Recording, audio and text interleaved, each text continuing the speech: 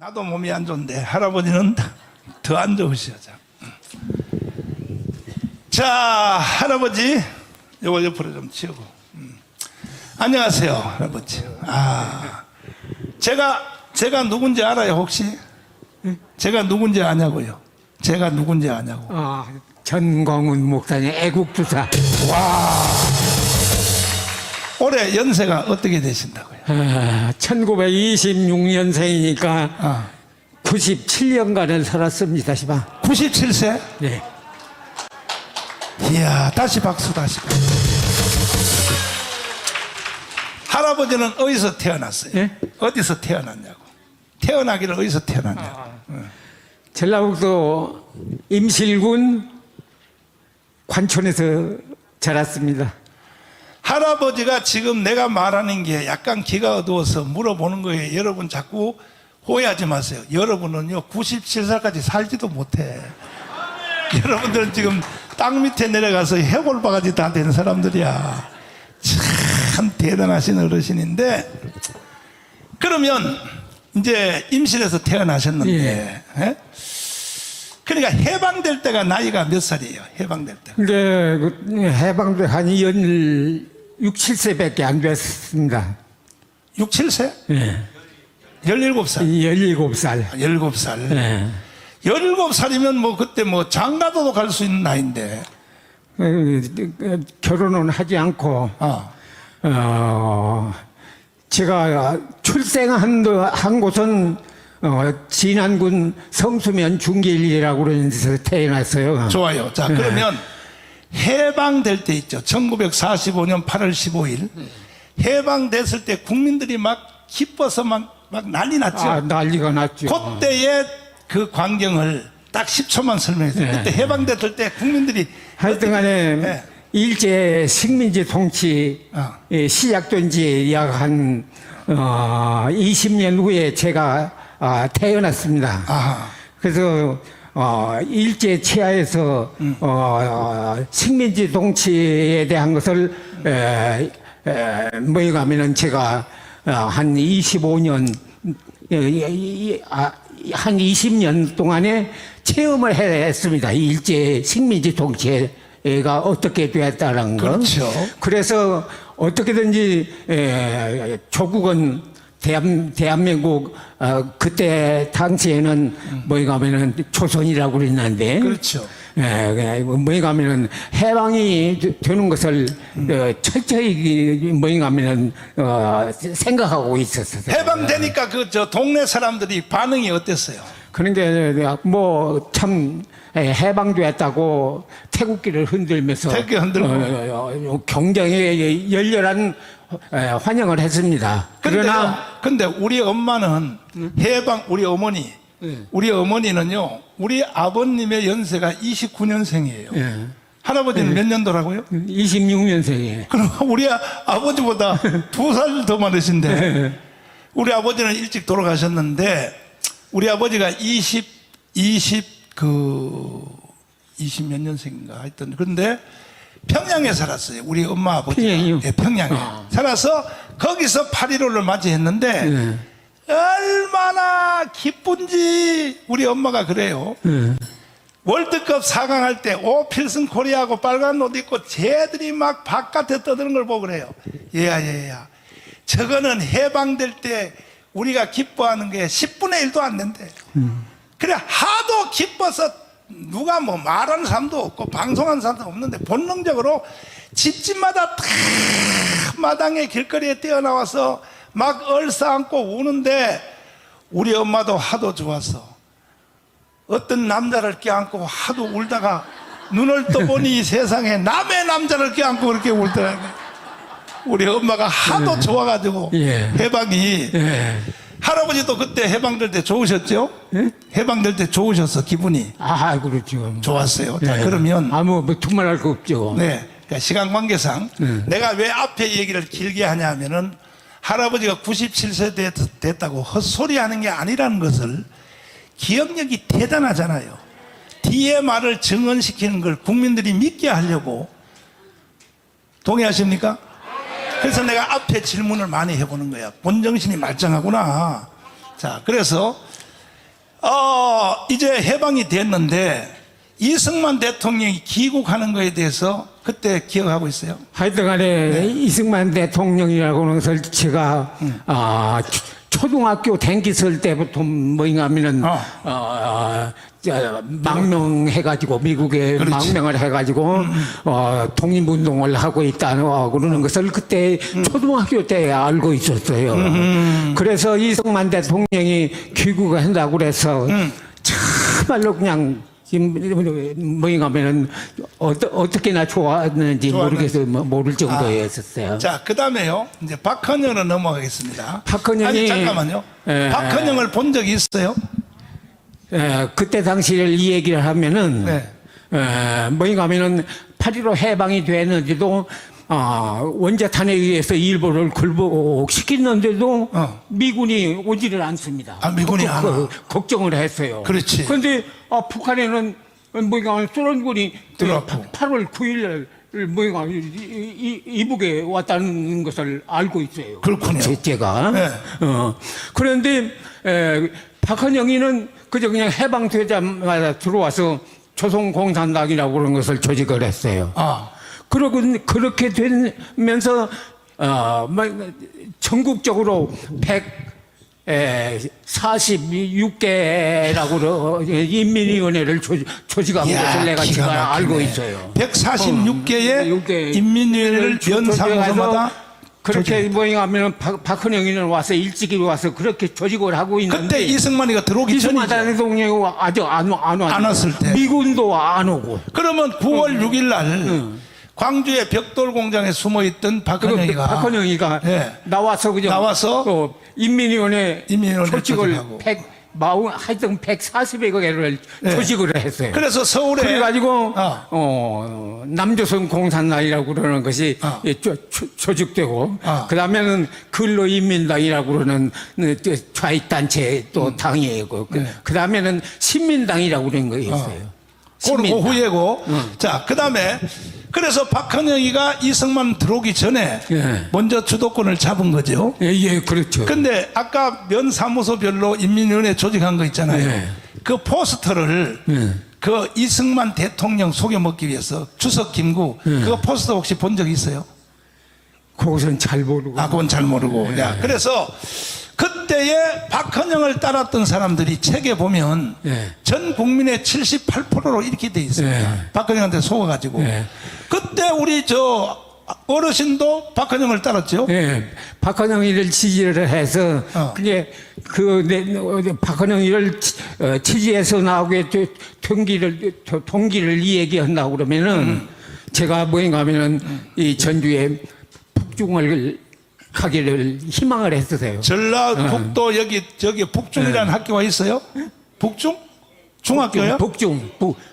북중이라고 그랬어요. 그 학교가 전주고등학교죠. 전주고등학교. 거기를 가지를 못해가지고 뭐이가 하면은 이 좌익에 뭐이가 하면은 학교를 가지 못하니까. 그래서 박헌영이를 지지해가지고 1946년도에 입당 청원을 낸 거예요. 46년도에 입당을 했다.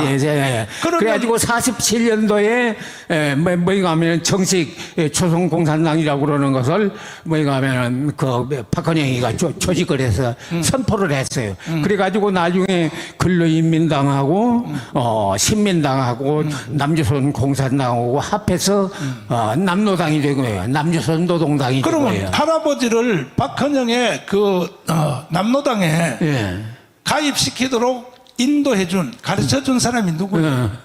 근데 그때 와세대학을 나온 한 5년 선배가 있었어요. 동네에 임실에. 임실에. 그 당시에 와세대 대학을 나왔어요. 와세대 대학 나와가지고 그 사람이 말하자면은 전라북도 임실군 군당위원장에 있었어요. 그래서 하도 제가 공부를 못해서 한이 돼가지고 공부에 말하자면 미친 것이나 다름이 없었어요, 제가. 그러니까 김재문이라고 그러는 사람이에요. 와세다 대학 나온 사람이. 근데 그 양반이 뭐인가 하면은 제가 그렇게 공부를 하고 싶어 하고 그러니까는 용돈을 주면서 용돈 모임하면은 저를 모임하면은 인도를 한 거예요. 그렇지, 말하자면은 그렇지, 그래서 그 밑에서 임실군당 연락책을 맡아서 그러면 그 일을 했어요. 형님이 제일 먼저 가르쳐 준 책이 무슨 책을 줬어요? 뭐냐면은 연락책이라고 아니 그 그러는 책을 공부시키는 책. 책을. 그 뭐냐면은 와세다 대학 나온 그 선배가 책을 하나 주네 빨그런 책이 있었어요. 빨간 그때. 책이. 빨그런 책. 어. 그 빨그런 책인데 그놈을 뭐냐면은 갖다 주면서 보게 이거 발견이 되면은 큰 일이 나니까. 이것을 어느 화장실에 옛날에는 화장실에 그 뭐잉하면 거름더미가 이렇게 있었어요. 근데 거기다가 뭐잉하면 단지 하나에다가 넣어가지고 거기다가 넣어놓고 항아리 단지에다 넣어놓고 그 책을 거기다 감춰놓고 거름더미로 뚜껑 덮어놨다가 필요할 때만 보고 그랬어요. 그래서 보라. 그 근데 책이 이제 뭔 책이에요? 책의 내용을 읽어봐도 잘 이해가 되지가 안 했었어요, 사실은. 근데 그 책의 내용 전체 주제가 그래 가지고 제가 이제 북한에 들어가서 뭐잉하면 보니까 그것이 소련 공산당 볼스비키 당사라고 했다 역사책이 있었어요. 북한에 가서 그걸 알게 됐군요. 그 책이 뭔 책인지를. 그래서 이제 충성을 다해서 이제 그 남로당에 가입하게 됐고 전라북도 임실당에 연락책이 됐는데 박헌영이란 애들이 박헌영이 이놈이 박헌영이가 이 남로당을 조직할 때에 해방 후에 북한 해외에 나가 있던 애국 동지들이 다 귀국을 했잖아요. 외국에 있던 사람들이 뭐 다 귀국을 했지 않습니까? 그 귀국한 사람들이 거의 다 좌파였다고. 할아버지보다 먼저 볼세비키 혁명책을 본 사람들이야. 뭐 이동희, 김규식, 여운형, 조수왕 이 사람들이 이 사람들이 이제 확 들어오니까 그것을 사실 선배들을 다 제끼고 박헌영이가 대장이 됐단 말이야. 남로당의 대장이. 북한은 김일성이가 대상이 되고. 그래서 남한은 남로당의 박헌영이가 장악하고 북한은 북로당의 김일성이가 장악했는데 그 남로당을 장악하는 그 과정이 있죠. 과정. 그 기억나는 거 있어요? 박헌영이가. 그게 뭐가 하면 처음에 그렇게 해방이 돼서도 말하자면은 미국에서 김구라든가 이승만 대통령이 빨리 와서 먼저 해야 하는데 와서 여기 공산당 조직하고 친민당 조직하고 이렇게 가서 합당하고 이러더라까지 뭐인가 하면은 늦게 들어와가지고 하니까 그냥 지금 마음대로 뭐 활동을 하게 된 것이죠. 그렇죠. 그러니까 뭐인가 하면은 제약을 받지를 않았어요. 제약을 안 받았어. 제약을. 그런데다가 이제 난 박헌영이가 정판사 사건이라고 아까 말씀하신 정판사 사건. 정판사 사건을 해서 46년도에 월북을 해버렸어요. 46년도구나. 46년도. 그래서 뭐가 하면은 박헌영이가 북으로 월북한 다음에는 조직이 그렇게 활발하니 전개를 못했어요. 먼저 번에 우리 할아버지가 저하고 이렇게 대화할 때에 그때에 김대중이가 전라남도의 남로당의 청년 대표였었다 말씀하셨는데 맞아요? 그게 맞아요? 한마디로 이 얘기해서 대한민국을 망쳐놓은 것은 제2의 박헌영이 제2의 박헌영이라고 제가 그 얘기하는데 제2의 박헌영이가 김대중이에요. 여러분들이 꼭 전라북도에 계시는 애국자 여러분들이 이것은 꼭 알아야 돼. 김대중이가 지방 5.18의 영웅 아니에요? 하하. 근데 솔직히 얘기해서 내가 저 위에 김일성 군사정치대학 4년을 댕길 적에 여고 올 적에 뭐이 가면은 이 남조선 적화 통일을 위해서 그건 나중에 얘기하고. 자, 나중에 얘기하고. 그래서 그때 할아버지는 이제 박헌영 밑에서 네. 남노동 활동을 열심히 하던 중에 네. 6.25가 일어났죠. 예, 예. 6.25가. 자, 6.25 일어났습니다. 6.25가 일어나서 인민군이 3개월 만에 낙동강 같이 내려서 부산 대구 예, 남기고 예, 다 예. 먹었단 말이에요. 예. 그 인민군이 내려와서 쭉 훑으면서 충청도, 전라북도, 전라남도 쭉 인민군이 가면서 사람들을 많이 죽였다 그래요. 인민군들이. 그때에 사람들을 많이 죽였다고. 굉장히 죽겠어요. 근데 그냥 뭐가 하면 와서 죽이고 달아나면서 죽이고 이 숫자가 거의다가 인민군들이 한 거예요. 여기 사람들이 뭐가 하면 대한민국에서 죽인 사람이 더 많은 것이 아니라. 자, 할아버지, 이게 시체 사진이거든요. 시체 구덩이. 시체 사진인데 이때 인민군들이 내려오면서 죽이고 퇴각하면서 죽이고 이게 시체 사진이 죽였는데 그때 동네 안에서 평소에는 그냥 사이좋게 살다가 예. 동네 안에서 좌익 우익이 충돌이 일어났다. 그런데 동네 안에 있는 좌익들이 예를 들어 할아버지 같은 분들이 우익을 엄청나게 동네 안에서 전쟁이부터 죽였다. 그런 얘기가 있었어요. 그것이 말이에요. 시방이 관촌만 해도 관촌에 오원교 다리 뭐에 가면 옆에 뭐에 가면 구덩이가 있었어요. 폭탄 내렸던 그 구덩이가 있는데 구덩이 있는데. 구덩이 있는 데에다가 뭐에 가면은 9월 28일 날 1950년 9월 28일 날 뭐에 가면은 보니까 거기다가 관촌에 있는 말하자면은 부르주아라고 그러는 거예요. 부르주아들은 저 자본가 치주라고 그러는 사람들을 전부 모이다가 거기다가 다 몰아놓고 거기다 몰아놓고 죽였어. 같은 마을 사람들이.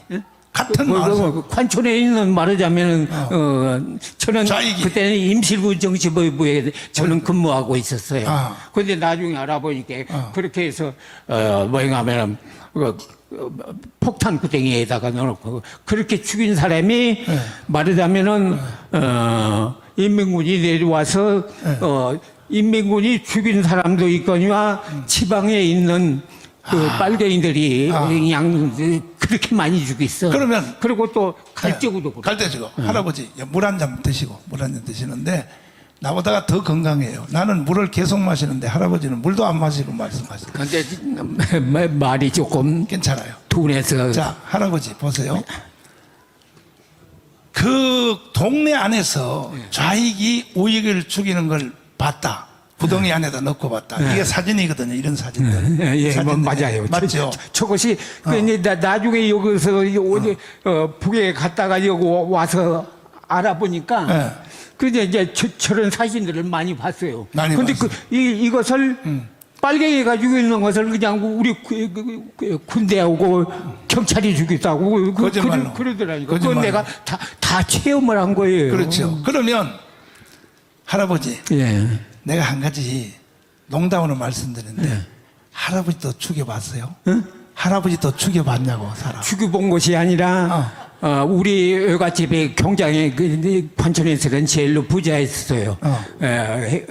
외갓집 형이 와스라대가 하나 나오고, 그 다음에 최규야, 뭐에 가면은 대통령하고 통창인 K5다이 갖고라고 있었어요. 일본에.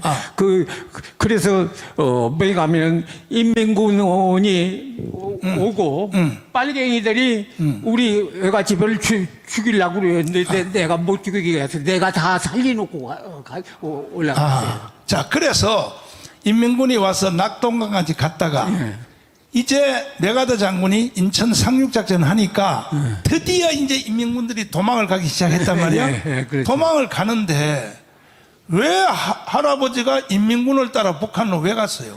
그러니까 뭔가 하면은 아까도 이 얘기한 뭐가 제가 학교를 못 가서 남로당 예, 학교를 못 가서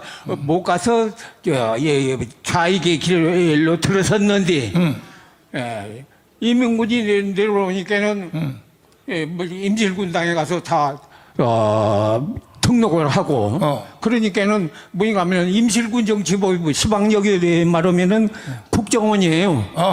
저 위에 국정원은 이제 그 국정원이 임실군에 와 있는데 내가 거기서 근무를 했어요. 근무를 했다. 재정 담당을 해서 뭐인가 하면 근무를 했단 말이에요. 근데 근무를 했는데 그때 만약에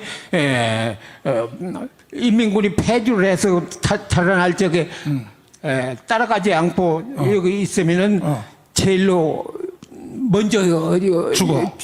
이제는 죽게 된다는 것을 국군한테 알아요. 죽어 이제 국군한테. 그러니까 엄마가 야, 너 여기서는 살 수 없다.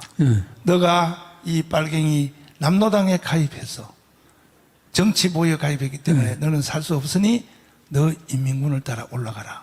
엄마가 그렇게 해서 6.25 났을 때 인민군이 도망갈 때 어디로 따라 올라갔어요? 어디로? 그래서 뭐인가 하면은 첫째 뭐인가 하면은 이 전주가 7월 15일 날에 이 전주에 입성했어요. 인민군이. 7월 15일 날. 참 기억력도 와서, 대단하시다. 그때는 뭐인가 하면 그렇게 해가지고 인민군이 이제 다 철수를 해서 가고 나는 9월 28일까지 임실이 그대로 있었네.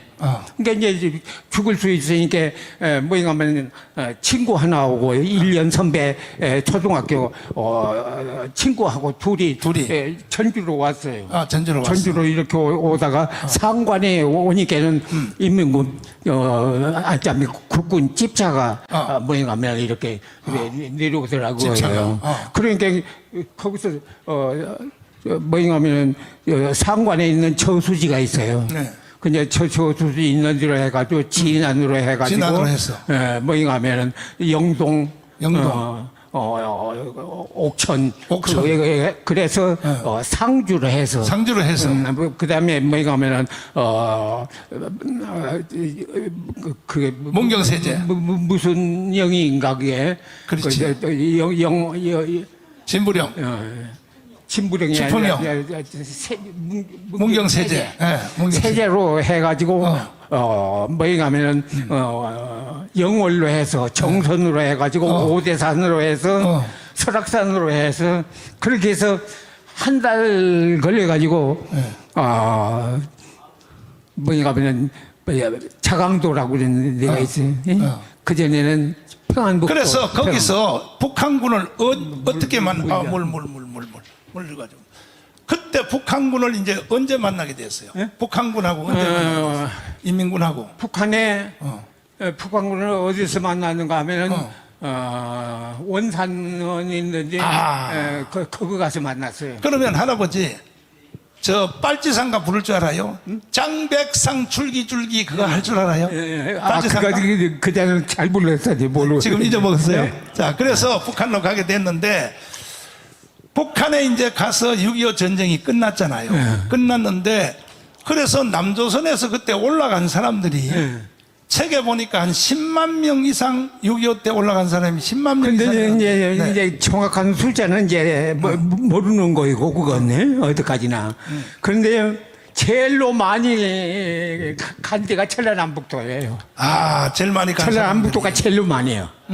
그 다음에, 인민군, 뭐인가 하면, 뭐이라고 그냥, 의용군인가. 그렇지. 의용군에 나간 사람들이, 집단적으로, 많이 올라갔어요. 다시 말해서 이건 이 백성들이 모르니까 내가 해설하자면 인민군으로 지원해서 간 사람들은 당연히 인민군 따라서 올라갔고 인민군이 왔을 때 밥에다 나르고 인민군을 도와준 부역한 사람이 있단 말이야. 인민군을 도와준 이 사람들도 한국에서는 살 수 없으니까 같이 집단적으로 집단으로 좀 뭐에 가면 북한으로 갔다. 북한에 가서 했는데 주로 뭐에 가면은 여기서 죄를 진 사람들이에요. 거기가 다. 그 의용군으로 간 사람을 제외하고는. 근데 그 죄가 무슨 뭐 도덕련 이게 아니고 우익을 처단한 죄를 진 사람들이지 주로. 그렇죠. 그 제 사람들이 북한으로 10만 명이 갔는데 가서 이제 올라간 사람들을 그 중에 대장이 박헌영 아닙니까?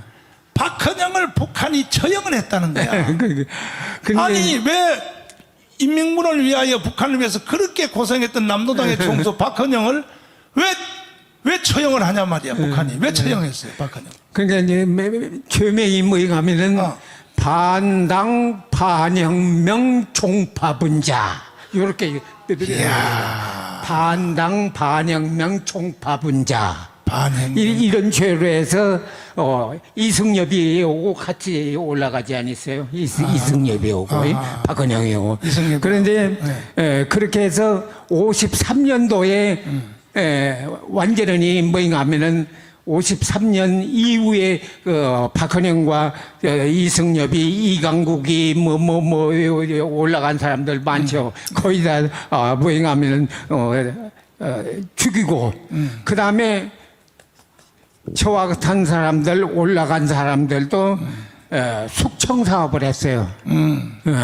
북한에서 전부 남노당파. 그 다음에 뭐인가 하면 소련파. 그 다음에 뭐인가 하면 중국의 연안파. 그 다음에 북한에 있는 국내파. 그 국내파에서 중요한 것이 박상철이가 뭐인가 하면은 그때 이제 뭐 갑상 공작위원회 위원장을 하던 사람이에요. 그런데 그 파 최창익이 이런 파들 북한에 있는 북한 파들, 국내 파들하고 남한에서 올라간 남노당파하고 그때의 전부 숙청사업을 53년 이후에 다 한 거예요. 그러니까 이미 벌써 남조선에서 벌써 자유의 맛을 조금이라도 봤다는 얘기지. 그러니까 그렇죠. 6.25 때 올라간 것 사람은 5년 동안 45년부터 50년 동안에 이미 벌써 이 자유의 맛을 조금 본 놈들이 올라온 놈들은 싹 다 죽이는 거지. 결과적으로 거의 다 우두머리가 전부 다 사형 다 됐어요. 여기서 우두머리 한 사람들 그때 뭐에 가면은 씨름자는 사람이 태국에 씨름 선수가 있었죠. 맞아. 그래서 그 사람도 월북을 했더라니까요. 그래가지고 모란봉 경기장에 지배인을 했던 사람이요. 그냥 그런 사람들 다 뭐가지 다 시켰어요. 자, 그런데 할아버지 들어보세요. 그런데 지금 오늘날 대한민국에서 다시 북한 체제로 가자. 북한 같은 세상으로 가자. 하는 사람이 전 국민의 절반이 지금 속았단 말이야. 틀림없습니다. 네. 목사님 이 얘기한 소리, 그리고 이제 내가 그런, 친구들이라든가, 친한 친구한테 내가 이 얘기하면은 내가 그런 일을 해야 하면 부해가 난대요. 부해가 난대. 솔직한 소리가 틀림이 없는데. 자, 그러면 그렇게 해서 이제 북한으로 통일이 됐다고 치면 이 남한에서 북한으로 가자고 제일 앞장섰던 사람들 있죠. 지금 주사파 애들, 문재인, 그 다음에 또 무슨 뭐 이재명, 이런 사람들이 제일 먼저 북한이 죽일 것으로 생각되는데 어떻게 생각하세요? 그거는 뭐냐면 저 위에 올라가면은 올라가면. 그 사람들은 죽일 수가 없죠. 안 죽여? 남조선 혁명가인데. 안 죽인다고? 근데 박헌영을 왜 죽였어요, 근데? 박헌영은 그러니까 그 죽은 원인이 여기 사람은 몰라요. 저 위에 올라갔던 사람은 알아. 왜 죽였는가. 그러니까 여기서 박헌영이가 올라가가지고 그런 소리를 했어요. 김일성이한테 직접 들은 소리예요. 강연에서 들은 소리인데 박헌영이라는 놈이 반당 반혁명 종판분자 박헌영이라는 놈이 월북을 해가지고 와가지고는 그 쉽게 얘기해서 그렇지. 와서는 시방 남조선에는 약 아주 잘 조직된 당원이 20만 명이 되고 있다.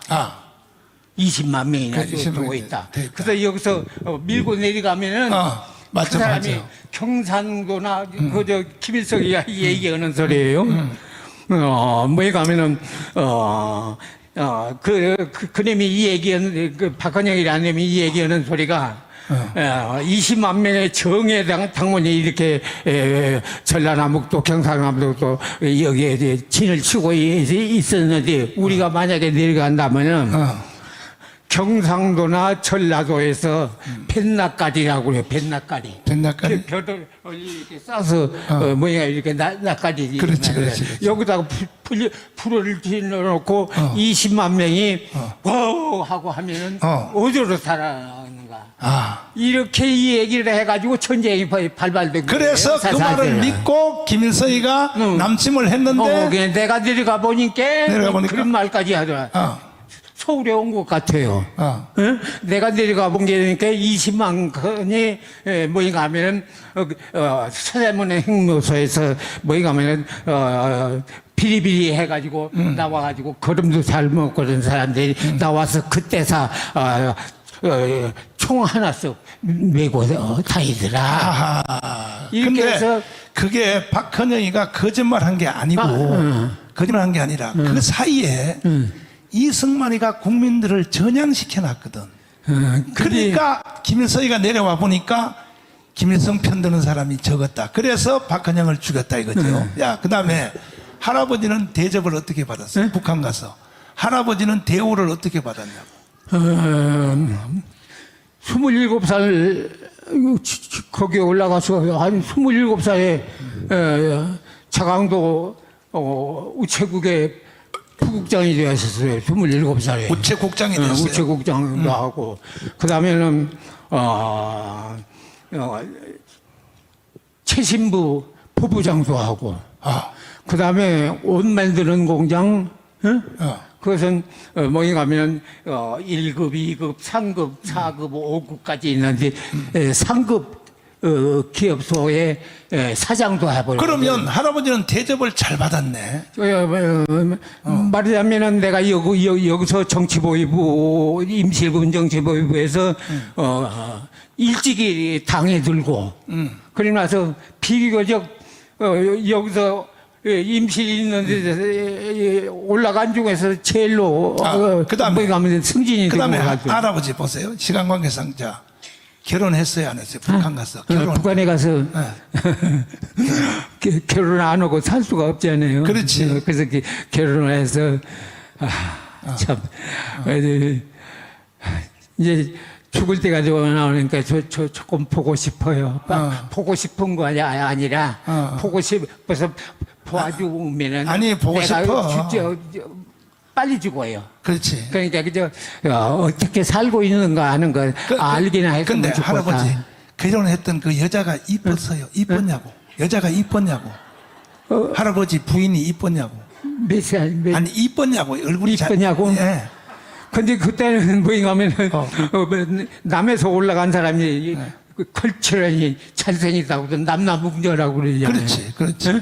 그래서 이 인기가 좋았어요. 그래서 거기 가서 국정원 같은 데서 근무를 했기 때문에 예, 다른 사람들은 600g, 500g 해서 강냉이 밥 주고 그랬는데 쌀만 주었거든. 야, 쌀만 주고 그래놔서 뭐인가하면 인기가 좋아서 그 다음에. 처가 강제 미인이라고 그랬어요. 아타야! 강제 미인. 강제 미인이라고. 자, 그런데 예. 아기를 몇 두셨어요? 예? 애들을 몇이요? 너희예요. 애들 네. 남자 둘, 여자 둘. 그래서 이제 행복하게 살던 중에 예. 간첩 학교에 어떻게 불려가요? 그래서 이제 뭐 사양도 하고 그렇게 하고 잘 지내는데 지내는데 이제 나를 믿으면 됩니다. 믿었어. 제일로 믿은 것 같아요. 근데 이제 뭐 그때 나 같은 중앙당에서 소환된 사람이라고 그러면은 몇 사람이 불과해요. 그렇지. 못 가. 그런 김일성 정치군사대학 소환대에서 가서 4년간 4년. 공부했어요. 4년을. 네, 4년간. 그래서 간첩 교육을 4년 받고 난 뒤에 네. 남한으로 이제 파송을 받아서 예. 파송을 받을 때 북한에 있는 그 부총리 있잖아. 남한에서 올라간 제일 높은 사람. 홍명이라고 하면 이북에 나와 같이 나보다는 더 먹었어요, 나이가. 그 이제 그 사람도 올라간 사람인데 많이 여기 부총리까지 올라갔어요. 그래가지고 부총리 겸 조선노동당 중앙위원회 대남 담당 비서예요. 대남 담당 공장이죠. 대행장에. 대남 담당 비서를 여기에 난파시키는 간첩들은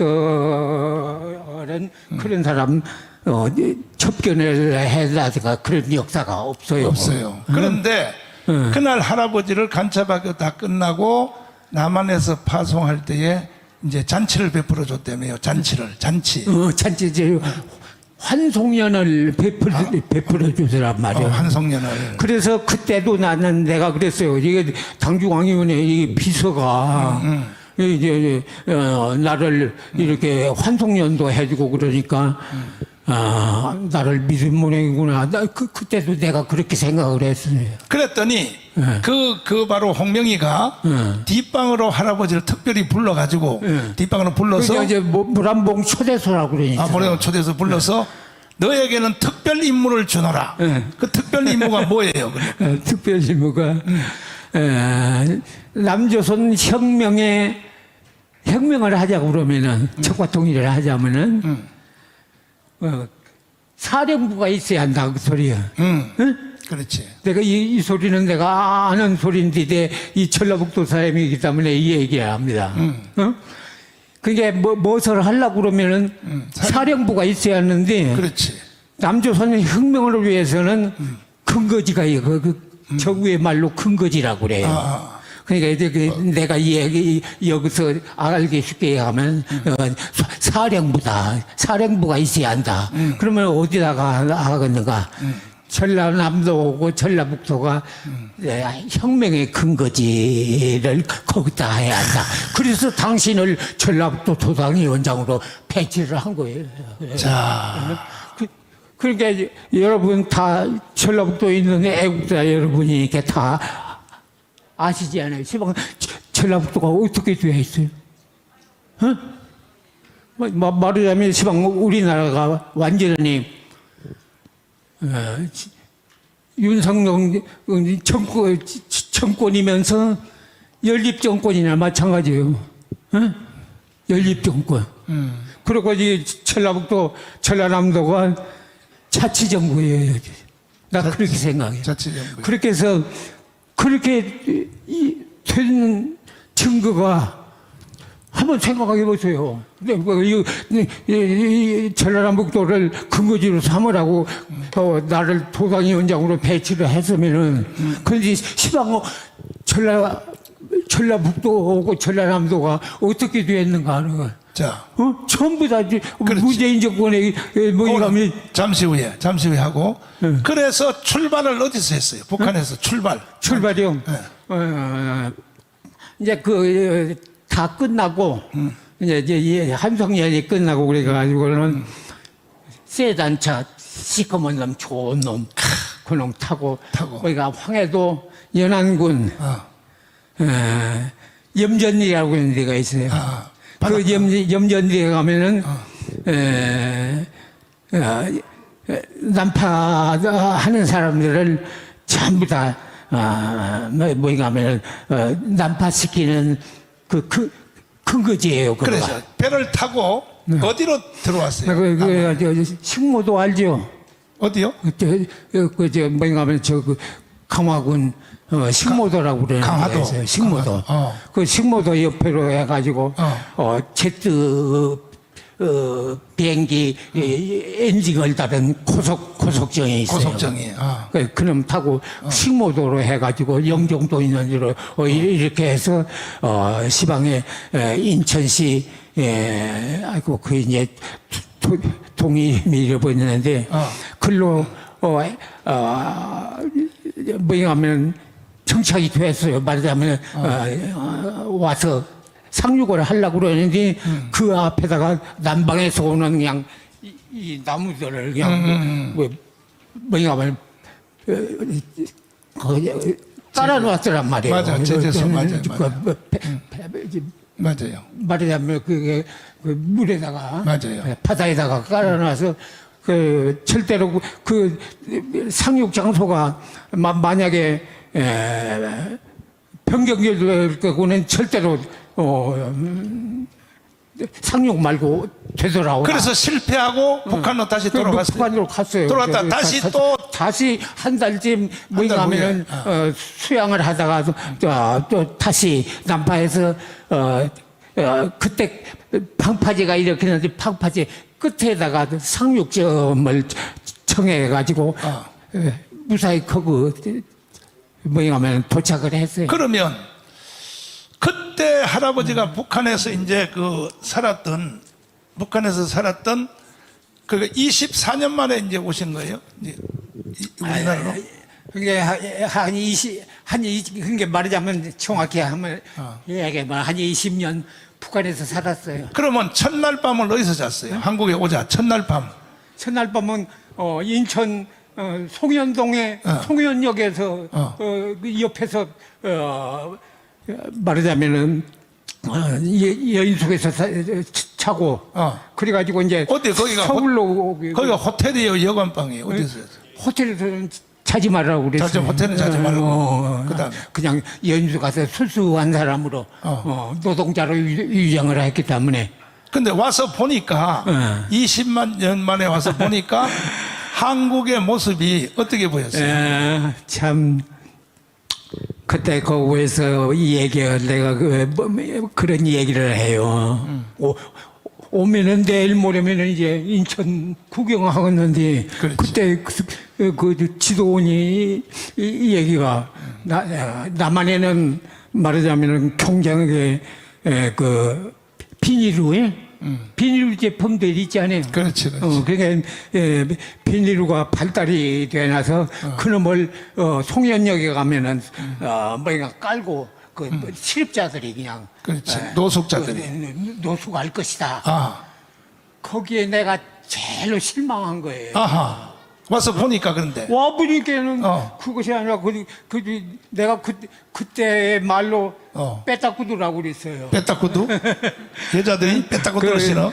빼딱구두 신고 그냥 뭐가 하면은 이제 뭐야 미니스커트. 거기다가 그렇게 입고 그냥 서울로 출근하는 사람들 보니까 그냥 눈이 뒤집으려고. 눈이 뒤집어지려고 그래.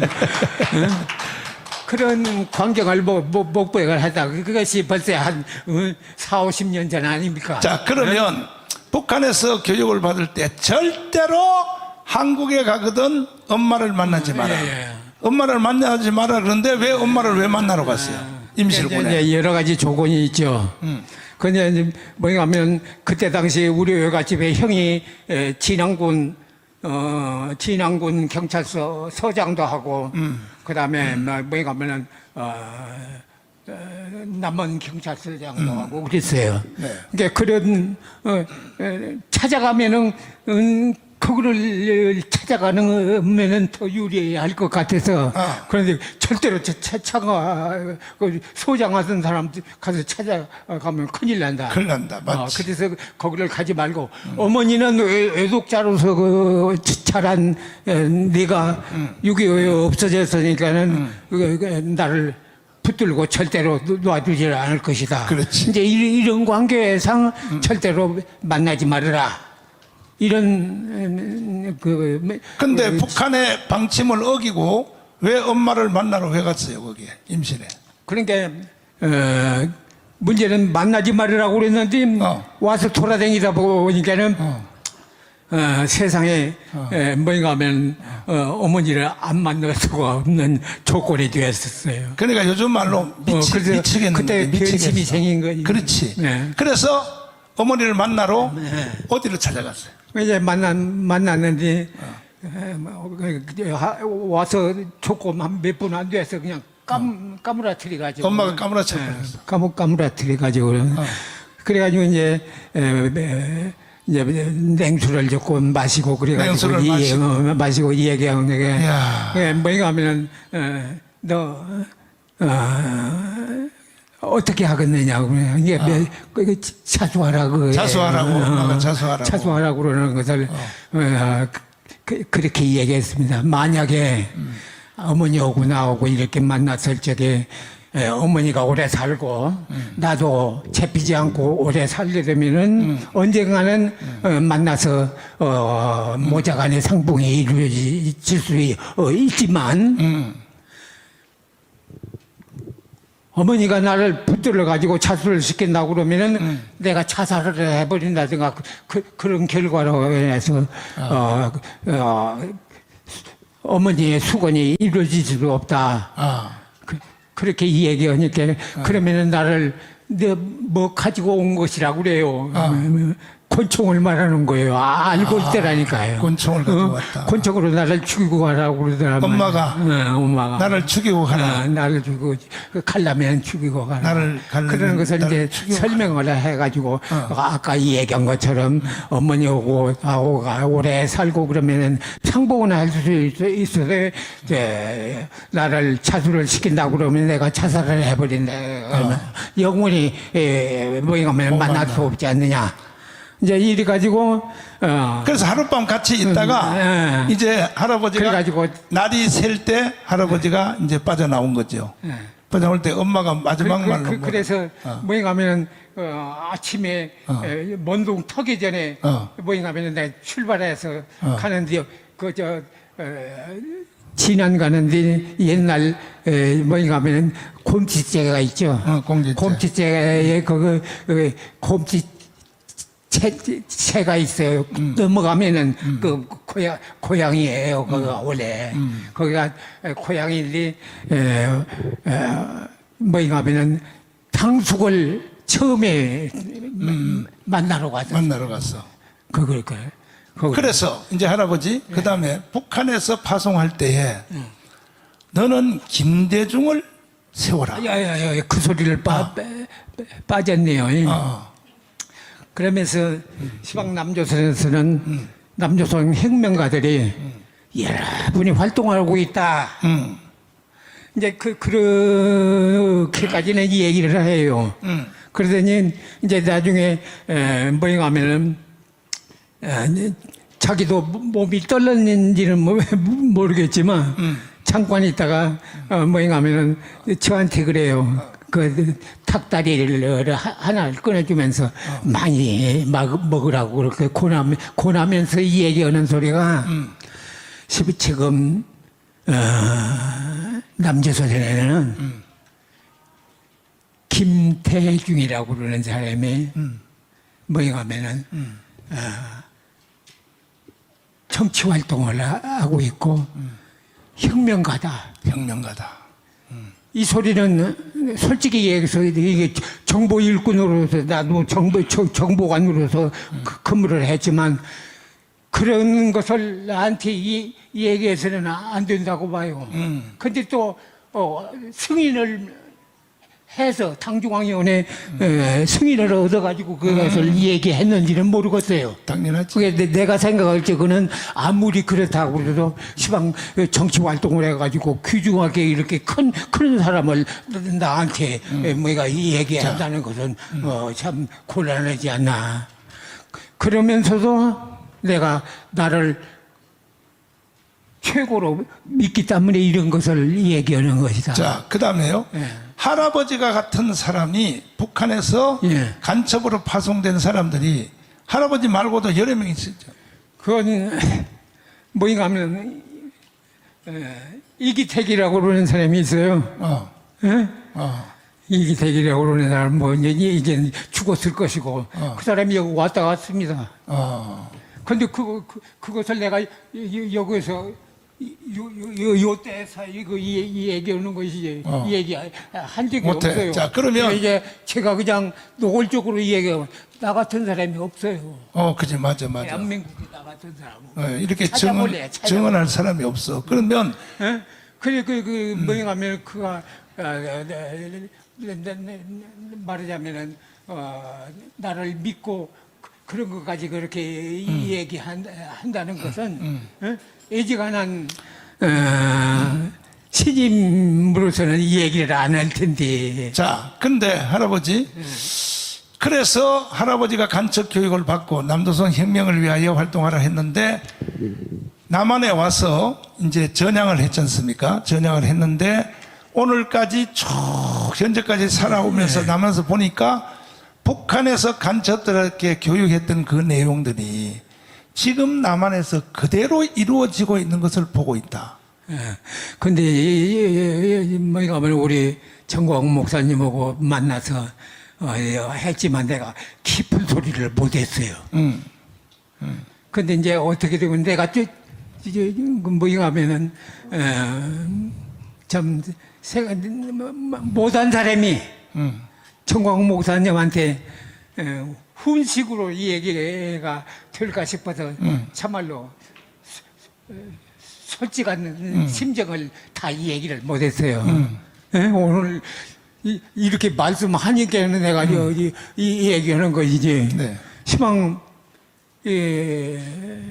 남한에 아까 네 얘기한 바 같이 전라남북도가 그저 100% 아니에요. 문재인 지지 세력이 그렇지. 국회의원이 전부가 다 그렇죠. 100%예요. 전라북도에 하나가 이제 요새 생겼대요. 전라북도 남원 순창 임실 국회의원. 우리 말하자면은 대한민국에 뭐인가 하면은 우파로 돌아섰대요. 돌아서서 이제 그렇지만 하여튼 간에 이 남한이 북한에서 이 얘기한 대로 남조선 혁명 근거지가 된 증거예요. 그래서 그렇게 된 거예요. 그리고 시방 남한이 김대중이를 생각하는 것을 뭐인가 하면 내 솔직히 얘기해서 5.18이라고 그러면은 10월 11일 사건. 그렇죠. 박정희. 그것도 연관성이, 틀림없는 연관성이 있어요. 그러면 뭐인가 하면은, 박정희 대통령하고 김대중은 철천지 원수 관계예요. 철천지 원수 관계예요. 그건 한 가지 예를 들어서 일본에 망명해서 김대중이 뭐인가 하면 맞아요. 납치 사건 그렇죠. 있지 않아요. 있죠. 그렇죠. 이제 그래서 철천지 원수 관계고 빨갱이고. 빨갱이고. 아까 제가 잘못 못 들었는가 하면 김대중이 뭐인가 하면은 좌파에서 뭐인가 하면은 뭐인가 하면은 우파로 터셨다 이렇게 들었는지. 아니 노무현. 그게 김대중은 제2의 뭐인가 하면 박헌영이에요. 이놈 죽이지 않으면 참 뭐 죽어버리지만. 그러면요 김대중은 죽을 때까지 전향을 했어요 안 했어요? 전향을 안 해요. 전향 안 해요? 전향을 아니 남조선 혁명가가 아주 뭐인가 하면 북한에서 인정해 준 사람이 전향이 뭐냐고. 근데 공산주의 예비 나갔지. 마이크 입에. 빨갱이를 해본 사람이야. 예? 김대중이를 잘 알아.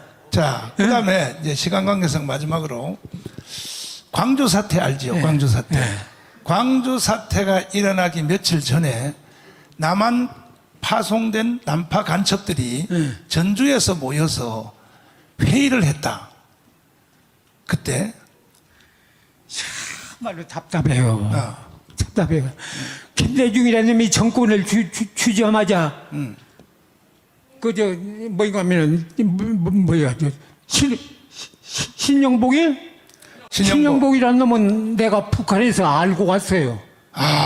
이것도 내가 처음으로 이 얘기를 이제 나한테 뭐인가 하면은 내가 이걸 원해요. 여러분이 애국 시민만 모이는데 예? 내가 이런 얘기를 좌담식으로 그냥 90년 동안에 어린 서린 한을 풀을 수가 있다고 봐요. 그런데 그것이 안 되지. 안 돼. 안 돼서 그런데 나 같은 사람 이제 오늘 우리 정광훈 목사님이 어떤 그냥 뜻밖의 질문이 달라졌어요. 근데 그냥 속으로 좋아서 죽겠어요. 여기 말할 수 있는 기회를 그래서 뭐인가 하면 이 김대중이라고 그러면 이놈 그냥 나는 씹어주고 싶었는데 그래서 김대중이 정권 주에서 저게 뭐인가 하면 미국으로 망명하려고 그랬습니다. 이 소식 처음이에요. 미국으로 망명하려고 그랬어요. 이제 이런 밑에서 내가 아니 잡고 있어. 죽겠는가. 자 그러면 그래서 아까 내가 물어본 그대로 그 광주 사태 일어나기 전에 간첩들이 전주에서 회의를 했다. 거기에 대해서 참 여기 내가 이 간첩단 17명을 뭐인가 하면 내가 조사를 해가지고 나 혼자 그래가지고 국정원에 주었어요. 그런데 그놈들 다 잡아가지지를 않대. 근데 그런 내용도 내가 그런 소리 여러분만 알고 있고 나중에 개별적으로 나 만나서 들어볼 사람이 오면 내가 얘기할게요. 그래서 광주 사태가 일어나기 전에 남한에 파손된 간첩들이 사전 회의를 했다. 북한에 뭐가 하면 그 1사본부대가 왔다 가서 그런 것도 내가 다 알아. 왜 그러는가 하면 여기에 전라북도 간첩 우두머리가 광주까지 다 갔다 온 사람이요. 그저 뭐가 하면 거기서 온 사람 다 만나고 보고. 그런데 지금 광주 사태를 민주화 운동이라고 하거든요. 참말로 대한민국이 살으려고 그러면은 광주 사태하고 4.3 사건에 해결하자면은 안 돼. 대한민국 없어. 대한민국 없어. 대한민국 존재 못해요. 시방. 그런데 침몰 직전에 와 있어. 시방. 침몰 직전에 와 있어. 침몰 직전에. 지금 그래서 미안해요. 그래서 그런 소리 해서. 침몰 직전에 와 있다. 국민들이 다 속고 있으니까. 국민들이 다 속고 있어. 그러니까 이게 아니 국민들이 속은 것이 아니라 이 정치하는 놈들이 저 속고 있는데 그러면 국민이 안 속었어요? 정치하는 놈들이 다. 정치하는 놈들이. 여기 뭐이 가면은 옛날 내가 그런 얘기도 처음으로 내가 이 얘기하는데 대한민국에는 시방 애국자가 역적으로 변한 사람이 몇 명이 있어. 서너 명이 있다고 나는 생각을 해요. 그러면 근데 그거 내 얘기는 안 두고. 자 마지막으로 할아버지 요즘 와서 제주도에 간첩이 잡히고 창원에서 잡히고 청주에서 잡히는데 그 간첩들이 다 할아버지 후배들인데 그 간첩 잡히는 걸 보고 마음에 어떤 생각이 드세요? 시방 요새 신문 3개 봐요 내가. 애국신문을 이야기할까요? 자유일보가 뭐가 하면 자유일보 보고 제1의 애국신문, 제2의 애국신문이 통화일보예요.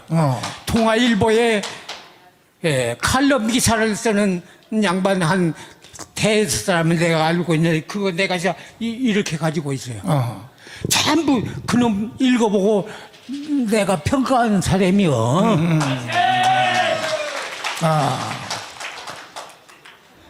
자, 그래서 지금 윤석열 대통령이 간첩 수사.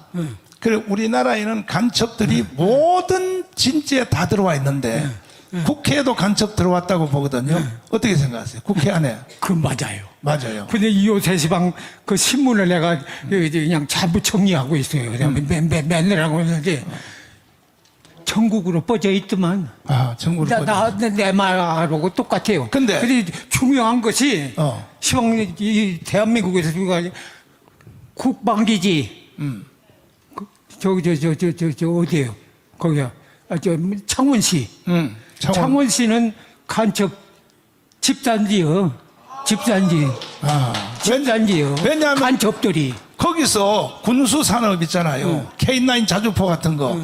그런 걸 만드니까. 그런 일이 그냥 간첩이, 시방 솔직히 해서 대한민국에는 그냥 간첩이 수글수글하다.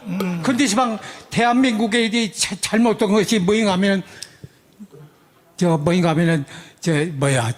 탈북자 여러분한테는 좀 미안해요. 내가 이런 말을 하기를.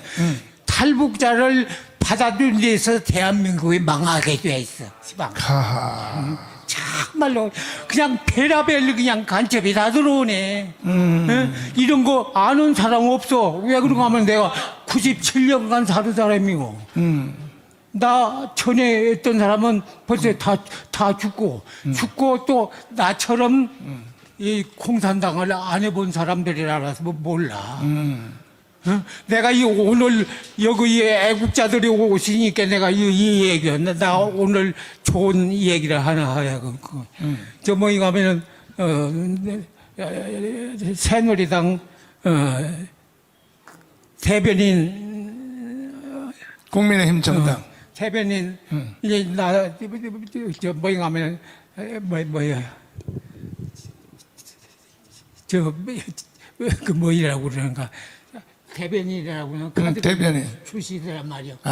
병함을 그냥 어찌 그냥 기분이 좋은지 그냥 죽겠어.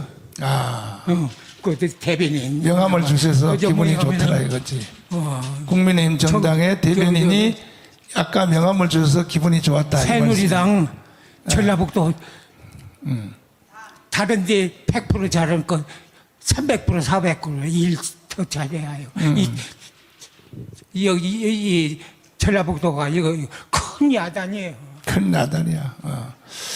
그러면 윤석열 대통령이 지금 간첩 잘하는 거예요? 잘하는 거지. 잘하는 거인데 뭐 시방 나 그냥 윤석열이 시방 우리 집에 가보면 윤석열이 뭐냐 선거 하는 거 스크랩 해놓은 거 이렇게 있어요 시방을. 응? 내가 이제 잘 봐서 그놈 보내주려고 그러는데 안 보내줘야겠어. 응? 왜 그런가 하면은, 5.18을 추모제에 참가하고, 김대중이라는 놈, 하이도, 섬 집까지 찾아가는 건 아주 믿지를 못하겠어. 자, 그래서, 지금요, 할아버지 같은 이런 증언을 왜 언론에서 KBS, MBC 같은 데서 왜 안 불러요? 할아버지를? 왜 그런가 하면은 내가, 망명을 하자든가 그러면 좋은데, 그러면 나를 보호해 줄 사람이 있어요. 근데 나는, 김일성이를 배신하고 온 사람이고, 또, 여기 오니까, 뭐이거 자수를 했는지, 진역을 살려서 뭐인가 하면 무기, 진역, 사형의 무기. 그러더니 그냥 내가 그냥 막 싸워서, 응? 우리 경찰서, 서장하던, 형하고 싸워가지고, 고등법원에서 10년 감형을, 그게 다 인정을 한 거예요. 응? 자, 그 내용은 시간 관계상 제가 짧게 말씀드리면 할아버지가 엄마를 만난 뒤에 결국 엄마가 중요한 거야. 무너졌어. 그래서 자수를 해야겠다 해서 파출소로 자수를 하러 갔더니 경찰이 자기 경찰 공로를 세우려고 너 자수해야 한 게 아니야. 내가 너를 체포했어. 이래서 체포를 해가지고 지가 진급하려고 할아버지를 자수하지 않는 간첩으로 만들어서 결국 10년 감옥을 살게 된 거야. 참, 자수하러 간 이 할아버지를. 죽었어. 이게 우리나라의 국정원이요, 우리나라의 경찰들이 이 짓을 한다고요. 근데 이제 그곳에서 내가 한마디 더 얘기할게요. 지방 문재인이라는 놈이, 응? 이거 난 간첩이라고 그런 거 나 그냥 확실한 증거 가지고 있어. 나 가지고 있어. 응? 근데 이놈의 자식이 이 전라북도 김제시 4명인가 돼요. 간첩당, 일가족 간첩당 사건을 3번을 걸쳐서, 재심을 청구해서, 하면, 무죄로. 풀어주어 버렸어. 그래가지고 돈을 56억 5천만 원이라고 국고 손실을 낸, 이놈이, 하면 간첩 아니냐고 소리요. 그리고 또, 김대중이라도 뭐 아까 얘기하다가 말라서, 63명, 전향하지 않고 했던 하면은 이놈들을 하면 63명을 북한에 가석방에서 내빼는 놈을 간첩 아니냐 그 소리요. 근데 그 놈을 묵인한 놈. 그게 애국자가 역적이 됐다고 그러는 것을 축적도 그 사람이 뭐냐 김종필. 김종필이지. 김종필. 김종필. 아니, 중앙정보부장까지 한 놈이, 가면, 김대중에, 가면은, 총리를 했어. 가면, 총리를 해먹다니 말이야. 이런 역적 같은 놈이 어디가 있어? 난 그렇게 봅니다. 참.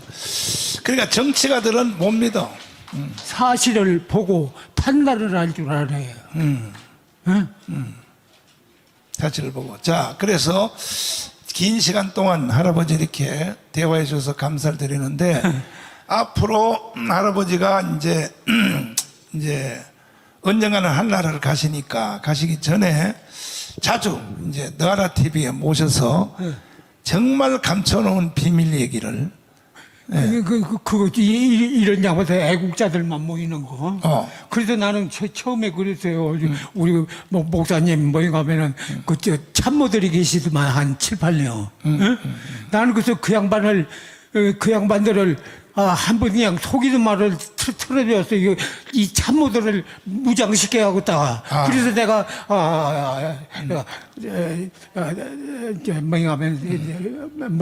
추사파에, 하와, 남조선 혁명이라는 책 썼죠. 네. 드렸어요, 그거. 네.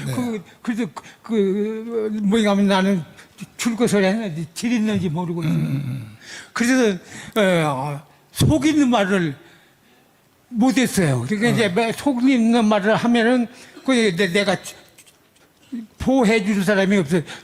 죽으니까 내가 못하라고 그냥 숨어서 살으면서 무엇을 했는가 하면은 진역 살고 나와서 30년 동안을 하루도 빼놓지 않고 신문 방송 보고 글씨 쓴 것이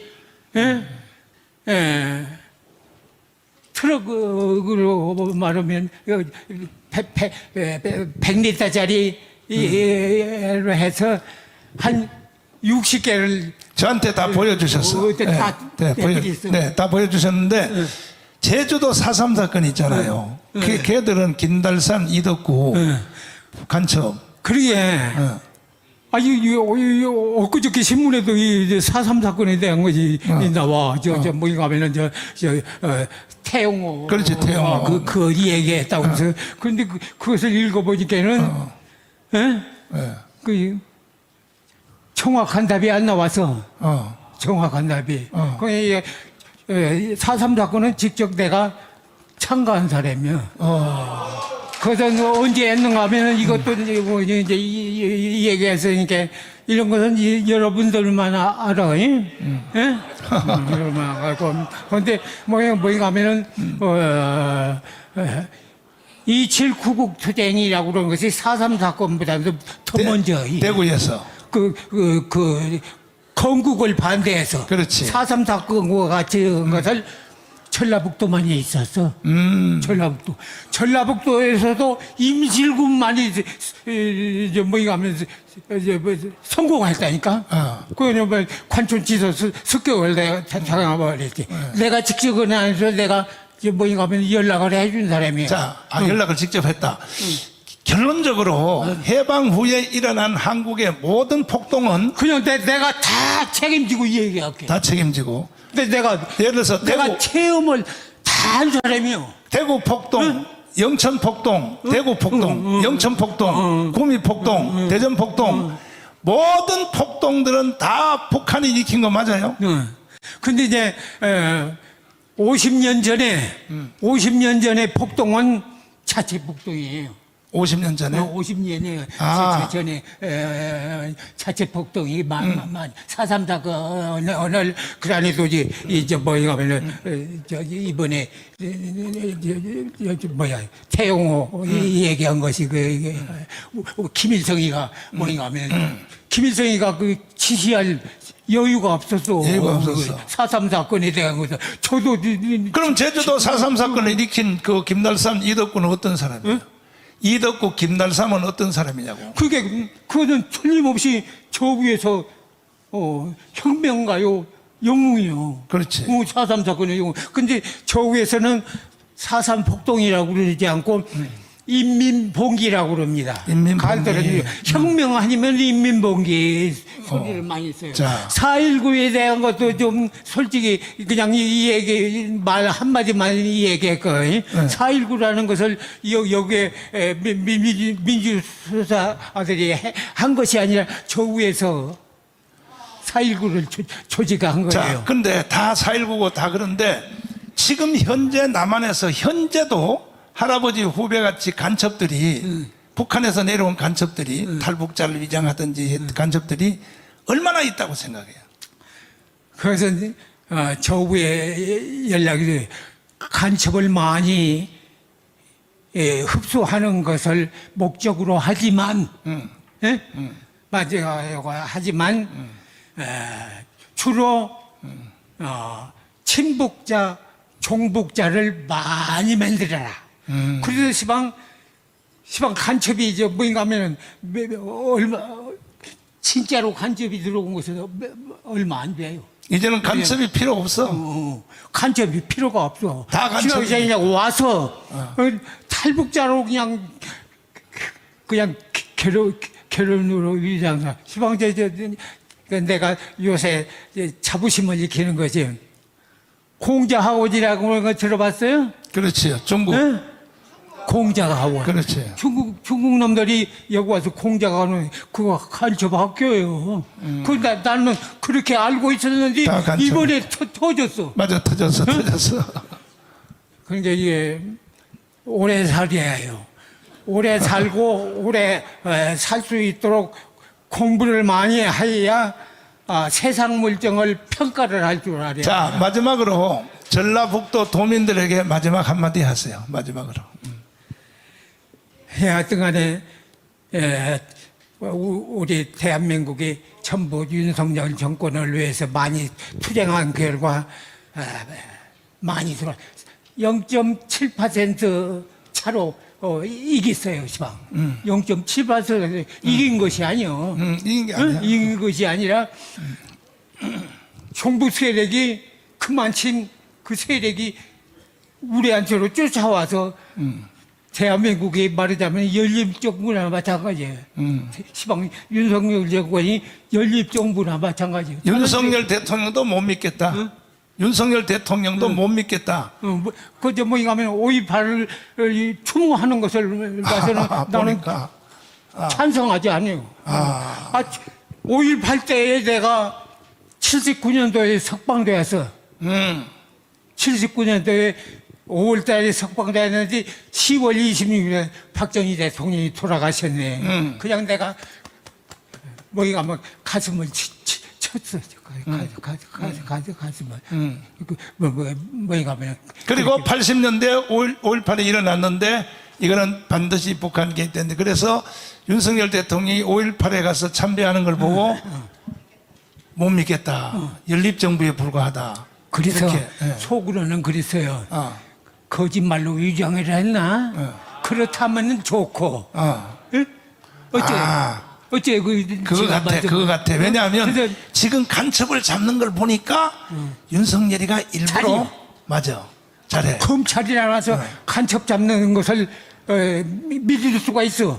그런데 젊은 양반이 나와서 나같이 세상 물정을 그냥 90년을 뭐이가면은 체험을 하고서 살아온 사람이요. 다 좋아. 제가 좋아한 것이 김영석 교수 알아요? 연세대 교수. 내가 그 양반을 제일로 좋아하는 사람이에요. 맞아요. 자, 윤석열 대통령님, 저는 안 만나줘도 괜찮습니다. 할아버지 꼭 한번 만나보세요. 그래서 꼭 만나보셔서. 맞아요. 만약에 여러분들이 탄원서를 매달아가지고 대통령한테 박종예비 한번 만나보라. 그러면 내가 만나겠어. 만나보라.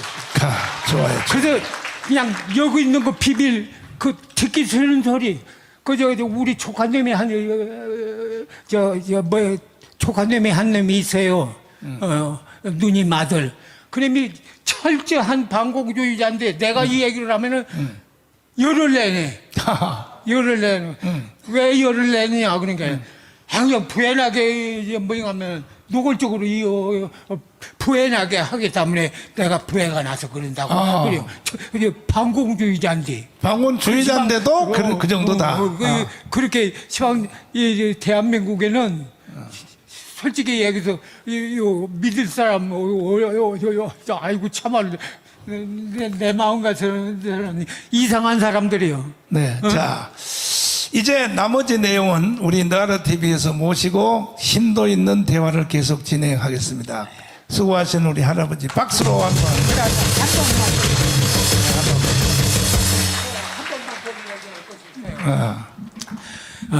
세상에 뭐에 가면은 정광훈 목사님의 애국자를 내가 만나기 위해서 몇십 년, 30-40년간을 투쟁을 했어요. 애국자, 정말로 진짜로 애국자. 그런데 정광훈 목사를 사실 뭐에 가면은 대한민국의 1호 애국자, 이런 양반을 뭐에 가면은 애국운동을 하시는 정광훈 목사님하고 제가 동참하게 되었다는 사실을 영광으로 생각하고 있고, 그 다음에 이제 마지막으로 뭐에 가면은 전라남도가 제일로 꼴등 아니에요. 우리 대한민국 중에서는. 근데 그 중에서도 우리 사랑하는 최반성 목사님이라고 계십니다. 최반성 목사님하고 이용래 목사님이 우리 전라북도에서는 제가 얘기하는 거예요. 애국자입니다. 철저한 뭐인가 하면 정광훈 목사를 목숨으로 바칠 용의를 가진 그런 애국자이시니 네. 많이 사랑해 주시고. 네. 감사합니다. 자, 다시 한번 박수로 우리 감사의 표시를 하겠습니다. 다 알아들으셨죠? 이 책을 쓰신 게 있어요. 책 쓰신 거 그거 잘 읽어보면은 여기서 대화에 못한 내용도 많이 들어가 있고, 또 먼저 번에 우리가 나라 TV 모시고 대담한 내용에 보면 아주 거기 보면요 기가 막힌 내용들이 다 있습니다. 있고 앞으로도 우리 이제 할아버지 돌아가시기 전에 빨리빨리 이제 활용을 해서 많은 대화를 해서 반드시 대한민국의 종북주의자들을 다 정리하고 우리가 돌아오는 우리가 총선에서 200석을 해서 반드시 자유통일을 해내야 될 것입니다. 노래를 한번